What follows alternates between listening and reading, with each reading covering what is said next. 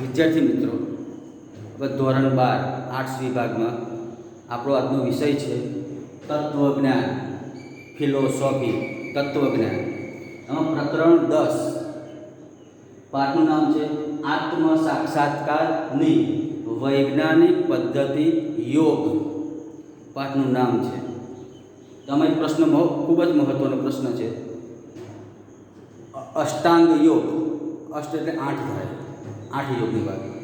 અષ્ટાંગ યોગ પતંજલિ યોગ સૂત્રમાંથી લેવામાં આવ્યું છે. પતંજલિ યોગ સૂત્રમાંથી પ્રશ્ન આપો છે અષ્ટાંગ યોગ. પ્રશ્નમાં જોઈએ જવાબમાં કે પતંજલિ યોગ સૂત્ર અનુસાર યોગના 8 અંગો છે. યોગના 8 અંગો છે. કયા છે જોઈએ. એમાં એક તો છે યમ, એક છે યમ, બે છે નિયમ, બીજો છે નિયમ, 3 છે આસન, ત્રીજો છે આસન, ચોથો છે પ્રાણાયામ, પાંચમો છે પ્રત્યાહાર, છઠ્ઠો છે ધારણા, નંબર 6 ધારણા, સાતમો છે ધ્યાન. સાતમો જે મુદ્દો છે એ છે આપણે ધ્યાન જેને કહીએ છીએ, ધ્યાન છે. અને આઠમો છે સમાધિ. આઠમો મુદ્દો છે સમાધિ. 8 જે છે એ પતંજલિ યોગ સૂત્ર અનુસાર યોગના આ 8 અંગો છે. યોગના 8 અંગો થયા. એમાં ક્રમશઃ જોઈએ. પહેલો મુદ્દો આવશે. પહેલો મુદ્દો યમ. પહેલો મુદ્દો છે આપણો જવાબમાં પહેલાં જોઈ લઈએ કે યમ, નિયમ, આસન, પ્રાણાયામ અને પ્રત્યાહાર એ 5 યોગને બહિરંગ તરીકે ઓળખવામાં આવે છે. બહિરંગ તરીકે કોને ઓળખવામાં આવે છે? એ 5 યોગ છે. કયા છે? યમ, નિયમ, આસન, પ્રાણાયામ અને પ્રત્યાહાર એ 5 યોગને બહિરંગ તરીકે ઓળખાય છે. આ 5 બહિરંગ તરીકે ઓળખવામાં આવે છે. યોગના આ 5 બહિરંગો દ્વારા શરીર અને મનને યોગ માર્ગમાં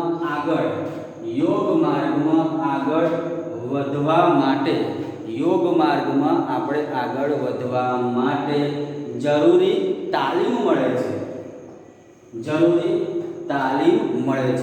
શેના દ્વારા? કે આ 5 જે બહિરંગો જે છે, 5 મુદ્દા આપણે જોઈએ. બહિરંગો જે છે એ દ્વારા શરીરને, આપણું જે શરીર છે એ શરીરને અને મનને, આપણું જે મન જે છે એ મનને આગળ વધવા માટે જરૂરી આપણને તાલીમ મળે છે. મન આપણું કેવું છે? ચંચળ છે. અનેક જાતના વિચારો આવતા હોય છે. એટલે આપણું ધ્યાન રહેતું નથી અભ્યાસ હોય કે અન્ય પ્રવૃત્તિમાં. તો એ માટે મનને પ્રબળ બનાવવું પડે. મન આપણું કંટ્રોલમાં રહે, એ પ્રબળ બને એ પણ કાળજી રાખવી જોઈએ.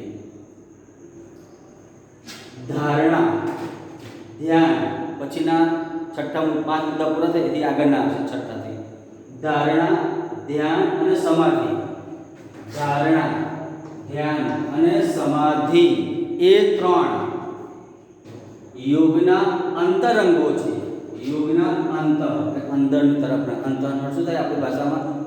અંદરની તરફના એ યોગના અંતરંગો છે. કયા 3 છે? ધારણા, ધ્યાન અને સમાધિ. ધારણા, ધ્યાન અને સમાધિ એ 3 યોગના અંતરંગો છે. યોગના આ 3 અંતરંગો દ્વારા, યોગના આ જે 3 અંતરંગો જે છે એ દ્વારા સાધકનું મન, જે સાધના આપણે કરવા, ઈશ્વર પ્રાપ્તિ માટે જે સાધના કરવાની છે, ઈશ્વર આપણને પ્રાપ્ત ક્યારે થઈ શકે? કે આપણું મન જે ઈશ્વરમય બન્યું હોય, સતત આપણું મન ઈશ્વરમાં લાગેલું હોય તો ઈશ્વરની પ્રાપ્તિ આપણને થઈ શકે છે. તો એના માટે જે છે કે સાધકનું મન વધુને વધુ અંતર્મુખી બનીને આખરે ચિત્તવૃત્તિ,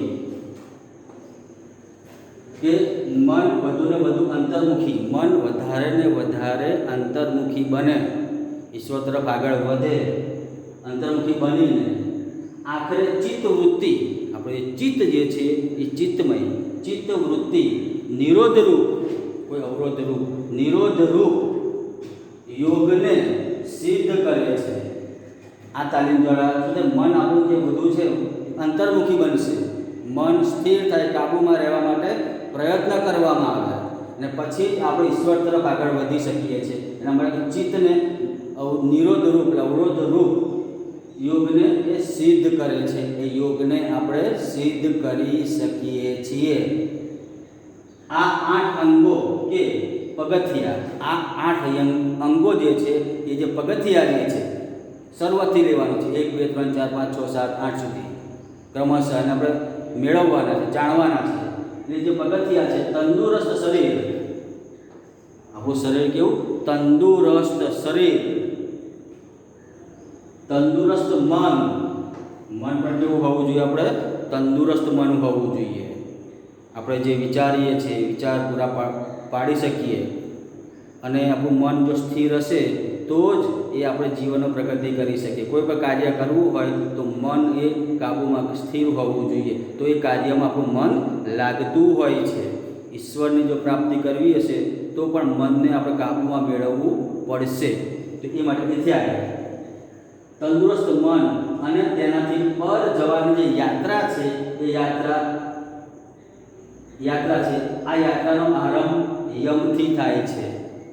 તો કે મન અને તેનાથી પર જવાની, મન અને તેનાથી પર જવાની જે યાત્રા જે છે એ યાત્રા છે આ યમથી યાત્રાનો આરંભ થાય છે. આ જે યમ છે, પહેલો મુદ્દો જે જોયો છે આપણે, એથી યાત્રાનો આરંભ થાય છે. એટલે ઈશ્વર તરફ આપણે આગળ વધવાની આરંભ, શરૂઆત એ યમથી કરવી પડે છે. હવે એમાં જોઈએ, પહેલો મુદ્દો છે યમ. યમમાં જોઈએ નંબર 1, યમ યાત્રાનો પ્રારંભ, ઈશ્વર તરફ આપણું મન લઈ જવાની યાત્રા, ઈશ્વરને પ્રાપ્ત કરવાની જે યાત્રા.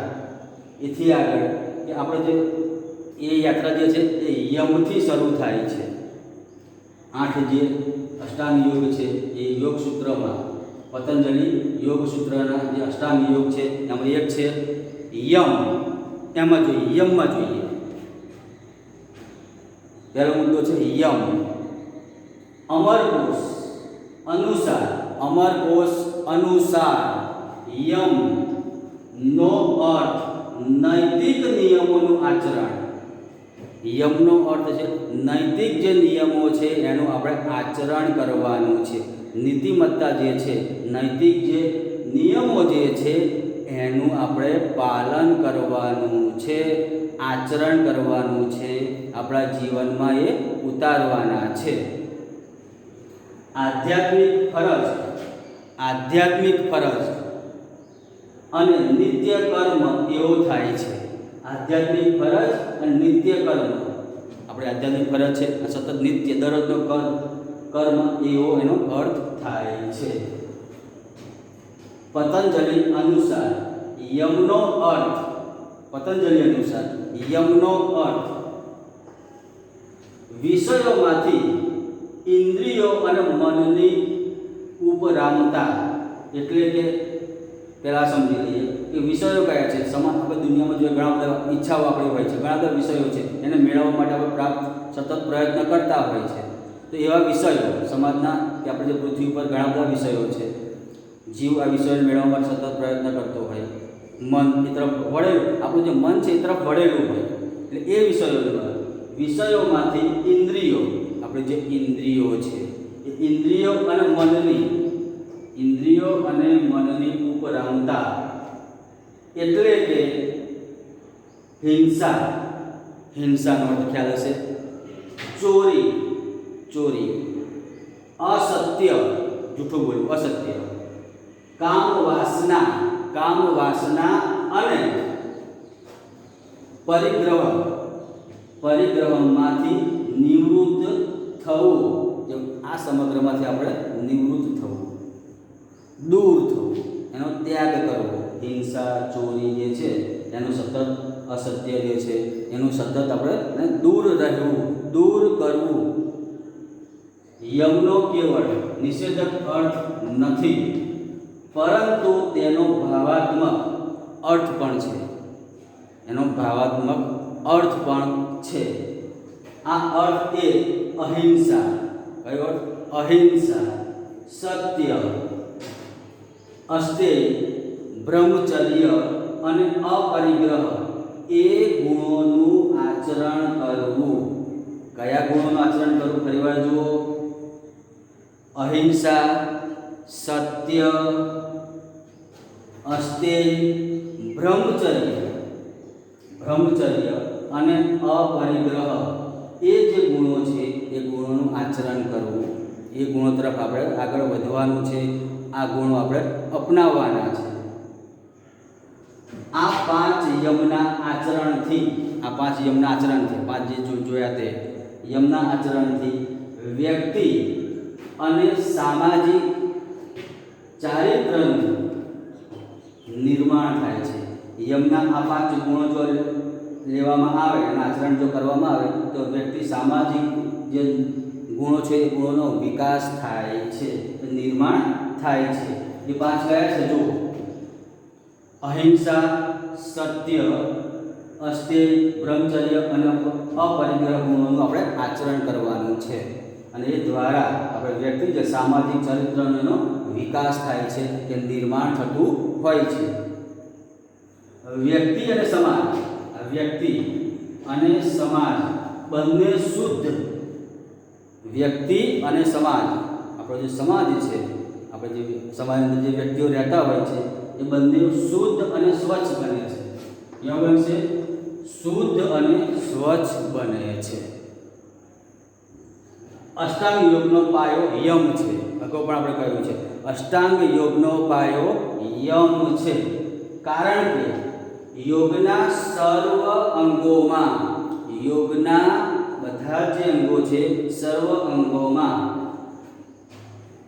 યમ વ્યાપ્ત છે. બધા જે અંગો છે એમાં યમ સમાયેલો છે, યમ એમાં છે.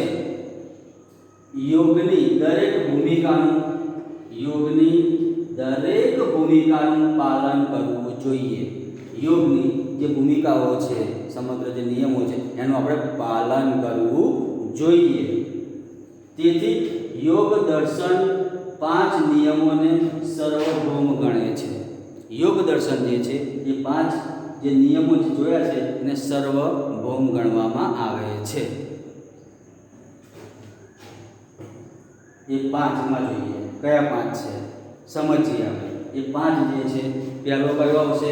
અહિંસા. અહિંસાનો અર્થ શું થાય? ગાંધીના પુસ્તક જોયા છે, ગૌતમ બુદ્ધના તમે વિશે જાણતા હશો. એમણે અહિંસા ઉપર ભાર મૂક્યો છે.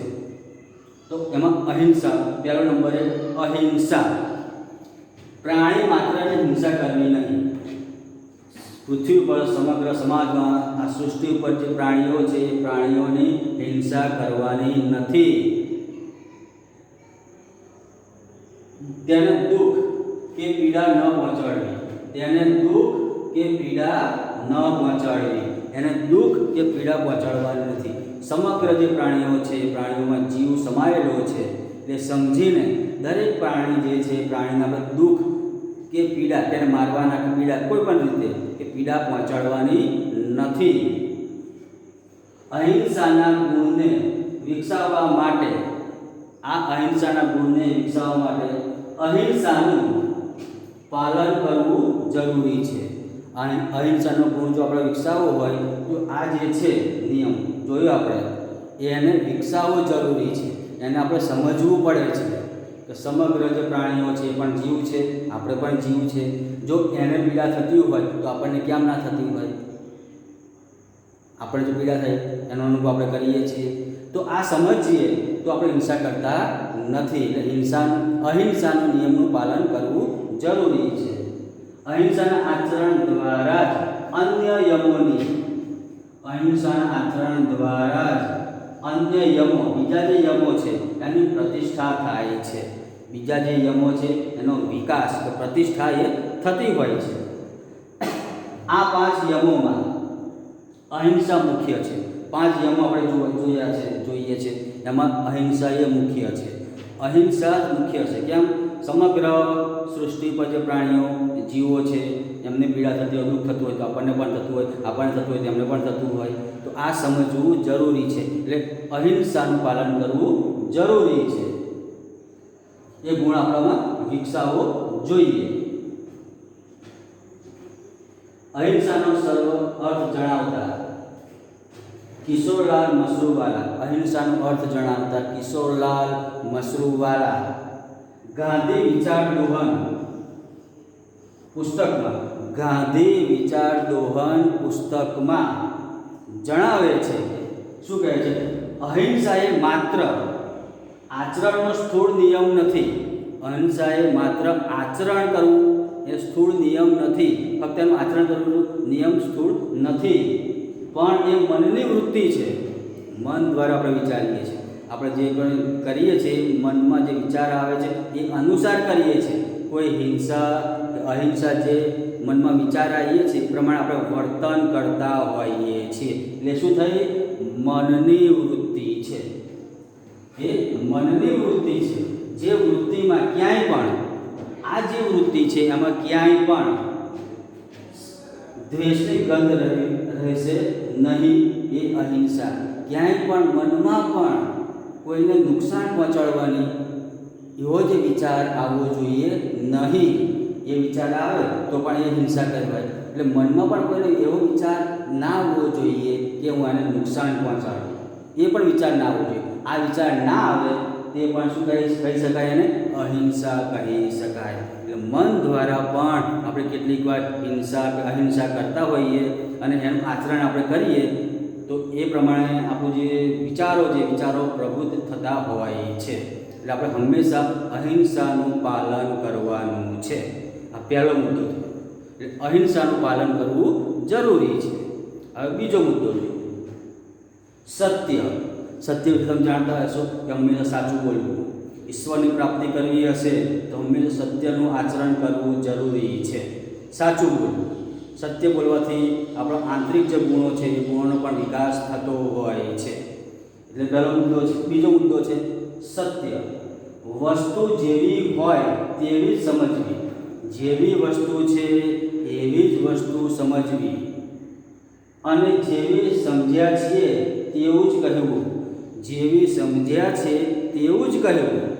જે વસ્તુ આપણે જોઈ છે એવું જ આપણે કહેવાનું છે। હા, આ પ્રમાણે જોયું છે એ પ્રમાણે આપણે કહેવાનું છે। એવું વર્તન એવી વાણી બોલવાની છે। કશું એમાં નવું ઉમેરવાનું નથી, કશું ખોટું એમાં ઉમેરી કોઈને ખોટું કહેવાનું પણ નથી। જેવું દેખાયું છે એવું કહેવાનું છે કે એનું મનમાં વિચારવાનું છે। તે શું છે? સત્ય છે। એ સત્ય કહે છે। સત્ય વાણીના 6 ગુણો છે। સત્ય વાણીના 6 ગુણો છે। 1. યથાર્થ રીતે જાણી વસ્તુને યથાર્થ રીતે નિરૂપણ કરવું। યથાર્થ જે ખરેખર જે દેખાય છે એવી જે વસ્તુ છે એનું વર્ણન એવી જ રીતે કરવું। કશું આપણા શબ્દો એમાં ઉમેરવાના નથી। જેવું દેખાય છે એવું જ કહેવું, એટલે નિરૂપણ કરવું। પહેલો મુદ્દો થયો યથાર્થ રીતે જાણેલી વસ્તુને યથાર્થ રીતે નિરૂપવું। યથાર્થ રીતે વાસ્તવિક રીતે આપણે જે વસ્તુ જાણી છે એ રીતે જ એનું વર્ણન કરવાનું છે। કશું જ નવું એમાં આપણે આપણા શબ્દોમાં ઉમેરવાનું નથી, કશું ખોટું એમાં ઉમેરવાનું નથી। 2. સાંભળનાર સમજે। સાંભળનાર જે છે એ સમજે તેવી હોવી જોઈએ। અને જે વસ્તુને આપણે કહીએ છીએ એ સાંભળનાર સમજતો હોવો જોઈએ। એમની ભાષામાં જો આપણે સમજાવીએ તો સરળતાથી વસ્તુ એ સમજી શકતો હોય છે। એટલે બીજો મુદ્દો છે સાંભળનાર સમજે તેવી હોવી જોઈએ। આપણું નિરૂપણ સામેવાળી વ્યક્તિ સમજી શકે એવું હોવું જોઈએ। 3. સાંભળનારને છેતરે તેવી ન હોય। સાંભળનારને છેતરે તેવી ન હોવી જોઈએ। કેટલીક આપણે શું કહીએ છીએ કરતા હોય આપણી ભાષામાં જોઈએ તો આપણે એક વાત હોય તમે ઉમેરીને કહેતા હોઈએ છીએ, કોઈને છેતરવા પ્રયત્ન કરતા હોઈએ છીએ એ માટે કહેતા હોઈએ. એટલે કોઈને છેતરવાની વૃત્તિ પણ એમાં ન હોવી જોઈએ. કોઈને છેતરવાનું પણ નથી. એવા જે ગુણો છે એ આપણામાં વિકસાવવાના છે, તો આપણે એક સારા માણસ તરીકે, વ્યક્તિત્વ તરીકે આગળ વધીશું. ચોથો, સાંભળનારને બ્રહ્મમાં મૂકે. સાંભળનારને બ્રહ્મમાં મૂકે તેવી ન હોય. જે વસ્તુ આપણે કહીએ છીએ એ સાંભળનાર જે છે એને ભ્રમ ઊભો ના થવો જોઈએ. શું કહેવા માંગે છે સ્પષ્ટ ભાષામાં કહી દેવું જોઈએ. એટલે એમાં કોઈ ભ્રમ ન થાય તેવી રીતે એનું વર્ણન કરવું જોઈએ. ચોથો મુદ્દો કયો છે? સાંભળનારને બ્રહ્મમાં મૂકે તેવી ન હોય. સાંભળનારને આપણે બ્રહ્મ મૂકે તેવી વાણી કે વિચાર ન હોવો જોઈએ. પાંચમો મુદ્દો, કોઈને દુઃખ પહોંચાડે તેવી ન હોવી જોઈએ. અને આપણે એ પણ એવી રીતે પણ બોલવાનું છે, આપણી વાણીથી કોઈને દુઃખ ના થવું જોઈએ. એટલે કે આપણે કેવા શબ્દોનો ઉપયોગ કરીએ છીએ કે સામેવાળી વ્યક્તિને એને એવું ઠેસ લાગે, દુઃખી થતો હોય, તો આપણે સમાજમાં એવી વાણીનો ઉપયોગ કરવાનો છે કે સામેવાળી વ્યક્તિને દુઃખ ન પહોંચે. એટલે સરળ એવા નિર્મળ આપણે બનવાનું છે. નિર્મળ જેને કહીએ કે સામેવાળી વ્યક્તિ આપણા જે શબ્દો દ્વારા કોઈને ખોટું ન લાગવું જોઈએ. છઠ્ઠો મુદ્દો નંબર 6, કલ્યાણકારક હોવી જોઈએ. હંમેશા એ આપણું જે વર્તન હોય, વાણી હોય, હંમેશા કલ્યાણકારક હોવી જોઈએ.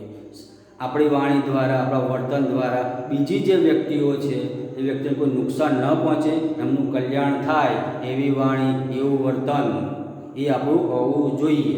એટલે છઠ્ઠો મુદ્દો છે કલ્યાણકારક એ હોવી જોઈએ. આપણું આચરણ પણ એ કલ્યાણકારક હોવું જોઈએ.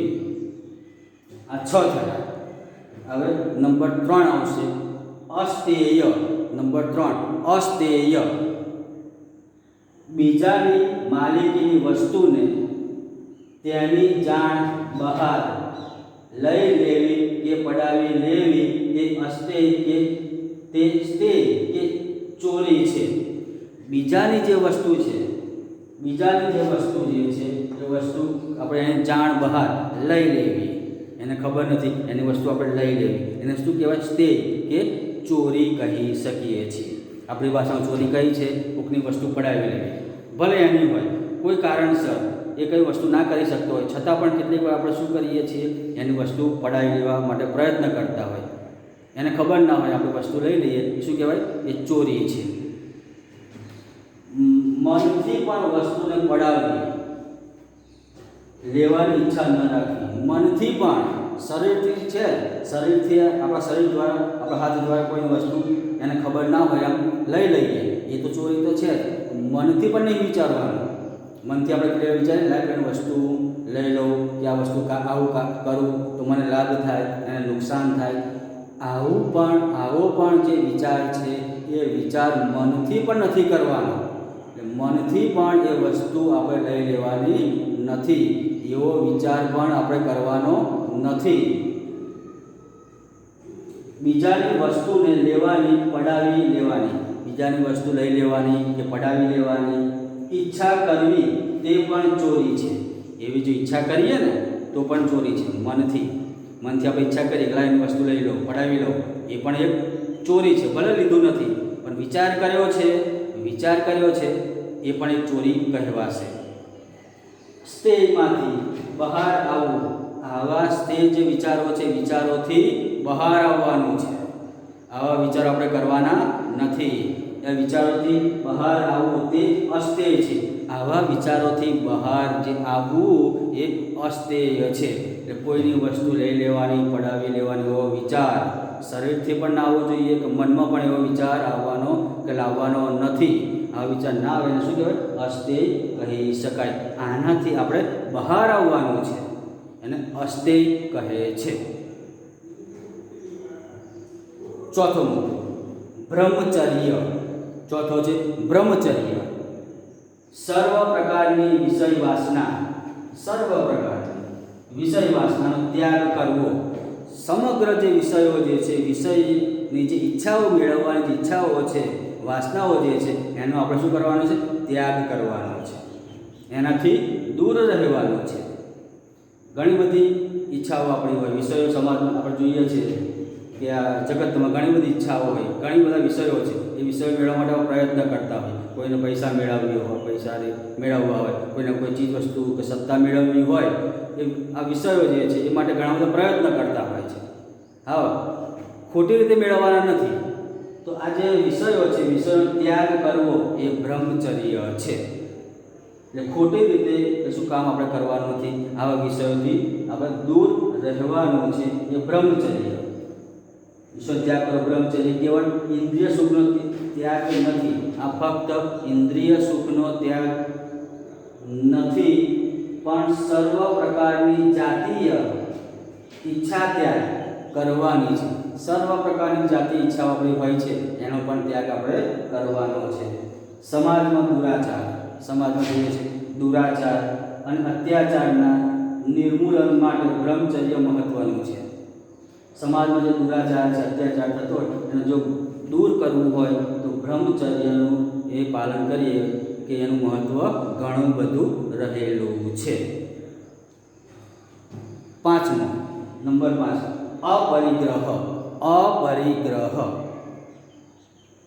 વ્યક્તિને મમત્વ કે આસક્તિ જગાડનાર, વ્યક્તિને મમત્વ, મમતા કે આસક્તિ કે ઈચ્છાઓ આપણી હોય, ઘણી બધી ઈચ્છાઓ હોય, એટલે મમત્વ કે આસક્તિ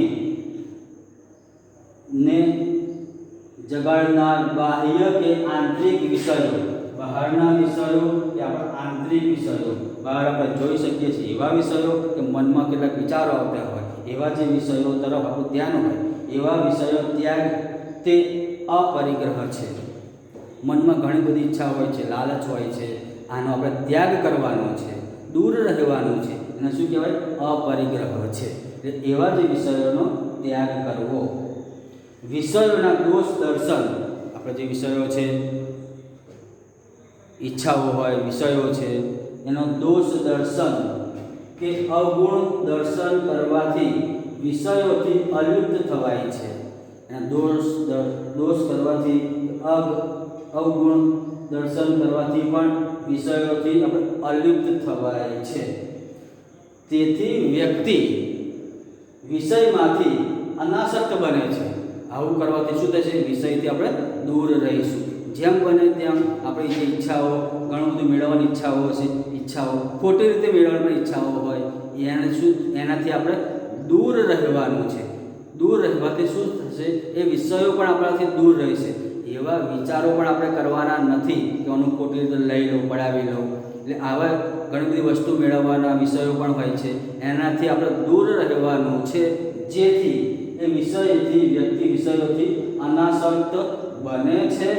આ પ્રકારના વિષયો પ્રત્યેની અનાસક્તિ, આ પ્રકારના જે વિષયો જે છે એ પ્રત્યેની અનાસક્તિ, દૂર રહેવું, અનાસક્તિ, ઈચ્છા ન રાખવી, અનાસક્તિ એ અપરિગ્રહ છે. અપરિગ્રહ એટલે સંગ્રહ વૃત્તિનો ત્યાગ.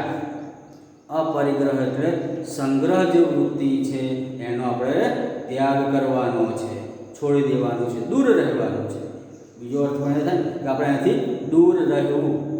એટલે સંગ્રહ વૃત્તિનો ત્યાગ આજના સમયમાં અપરિગ્રહની વિશેષ જરૂર વ્યક્તિ અને સમાજ બંને માટે છે.